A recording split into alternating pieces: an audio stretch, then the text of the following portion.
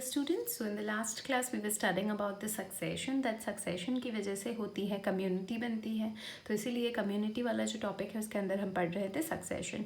अब हमने पढ़ा था सक्सेशन में टाइप्स, कॉजेज वगैरह। Now we shall have a look at two of the examples related to succession. That is, सबसे पहले हम देखेंगे रिलेटेड टू हाइड्रोसिर।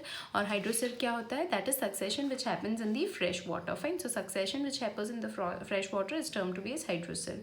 फाइन, तो उसके बारे में हम पढ़ेंगे। और दूसरा है lithosere, that is succession which happens on the rocks.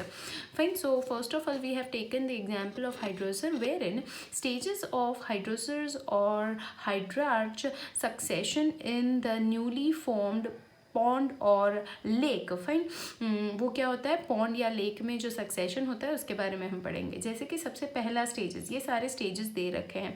Fine, this are the various seral stages.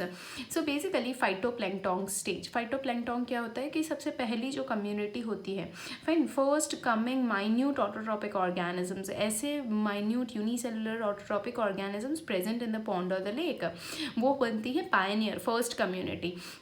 This produce organic matter. उनकी वजह से क्या बनता है? जैसे कि वो धीरे धीरे डिस्ट्रॉय होते जाते हैं। फाइन, तो वो डिस्ट्रॉय होते हैं तो वो क्या बनाते हैं? ऑर्गेनिक मैटर बनाते हैं। Fine, example soft mud diatoms. Diatoms क्या हैं? तो एल्गे हैं, यूनिसेलुलर एल्गे हैं। वैसे ही साइनोबैक्टीरिया जो भी क्या है, तो वो एक ब्लू ग्रीन जैसे एल्गे हैं। तो ये जो डायटम्स, साइनोबैक्टीरिया हैं, वे सारे ऑटोट्रॉप्स है, खुद का खाना खुद बना सकते हैं। तो प्लांट की कैटेगरी में हम उनको रखते हैं। फाइन, बेसिकली हम इनको थैलोफाइट बोलते हैं। तो ये जो होते हैं थैलोफाइट्स वगैरह जो प्लांट में आते हैं, वो सबसे पायनियर कम्युनिटी है। किसी भी पॉन्ड के लेक में वो मरेगी तो वो क्या बन जाएगी? वो डिस्ट्रॉय होते होते ऑर्गेनिक मैटर बनाएगी। Rooted submerge stages. Next stage होता है रूटेड सबमर्ज, मतलब में रूट वाले होते हैं और सबमर्ज प्लांट्स होते हैं। फाइन, तो ऐसा नेक्स्ट स्टेज होता है। फाइन, तो वो हो गया second cereal stage, rooted submerged stages. जैसे कि एग्जाम्पल दे रखा है इधर वेलिसनेरिया। तो वेलिसनेरिया के छोटे छोटे प्लांट्स जो सबमर्ज अंदर डूबे हुए होते हैं, वैसे प्लांट दिखाई देते हैं।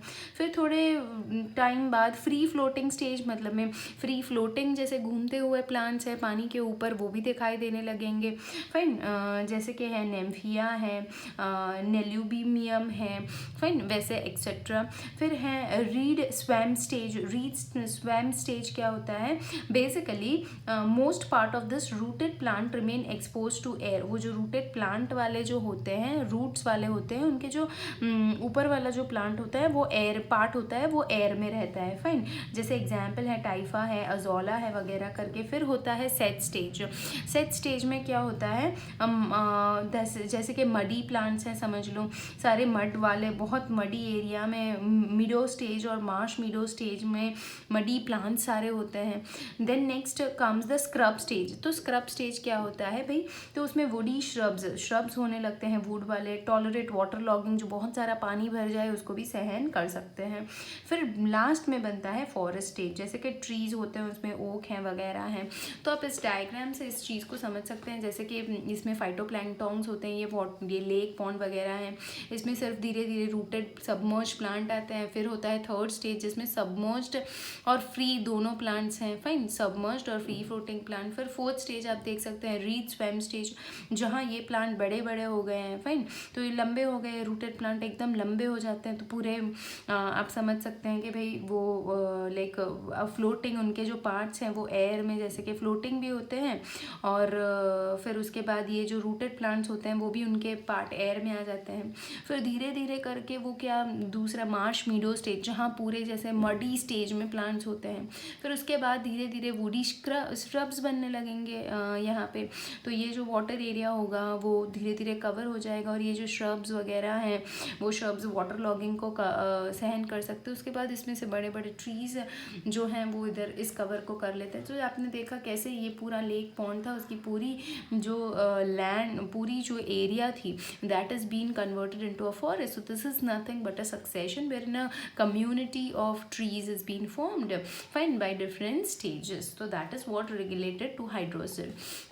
वैसे ही हम एक एग्जाम्पल पढ़ेंगे रिलेटेड टू लिथोसर। जब हम लिथोसर की बात करते हैं that is succession which happens on the surface of the rocks के ऊपर जो होता है। तो सो बेसिकली इसके नाम, ये एक एग्जाम्पल है जिसके नाम आप याद रख सकते हैं, जैसे कि क्रस्टोज लाइकन स्टेज, फिर foliose lichen stage, moss stage, herb, shrubs and forest.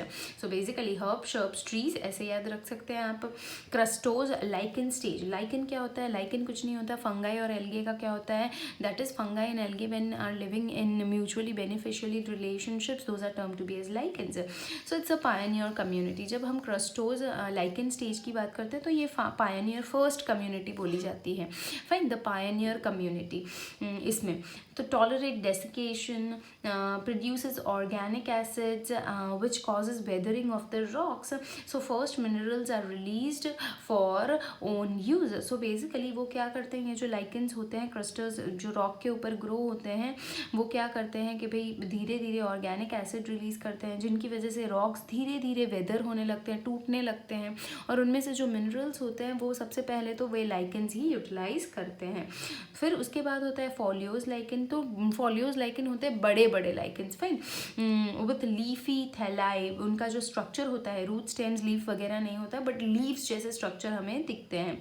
फिर मॉस जैसे प्लांट्स ग्रो होने लगते हैं रॉक्स के ऊपर, तो मॉस स्टेज। फिर हर्ब्स ग्रो होने लगते हैं, शर्ब्स होते हैं, और उसमें से वापस वही रॉक्स के जो पूरा एरिया था रॉक वाला, उस पे बहुत सालों बाद we will be able to find forest. So this is how the succession happens.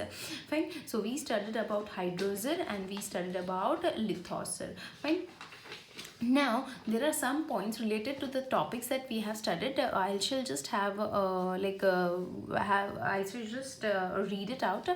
So basically ecology at the organic level, also known as physiological ecology, organism level की हम जब ecology की बात करते हैं तो उसे physiological ecology भी बोला जाता है.